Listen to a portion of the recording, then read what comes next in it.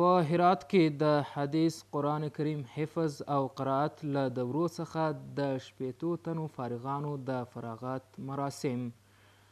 دغو فاضلانو د دیني او قرآني زده کړو له بشپړولو وروسته د 2 او 12 کلونو ترمنځ د فضیلت پګړۍ وتړل. دارالعلوم الحمدلله همون طلابی که شبانه اونها در دارالعلوم هستند بین 550 نفر هر سال ما شاگرد داریم.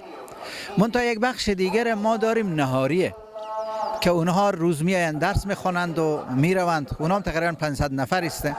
ما یک بخش به نام دارالقرآن نور داریم که حدودا تقریبا شاید 300-400 نفر شاگرد باشه که از همه اطراف اهالی میآیند.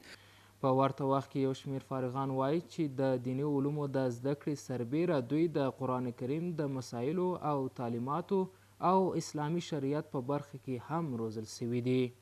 الله از برکت کمک‌های ملت مردم افغانستان و مردم متدینین افغانستان مدرسه با وجود طلبه‌هایی که زیاد دارن بازم الحمدلله خوب پیش می‌رود. ما تقریبا 11 سال با وجود زحمت کشیدیم و تلاش کردیم تا به این مقام برسیم و ان شاءالله که امروز راز آخر است حتما خوشحالی در بر می داشته باشه.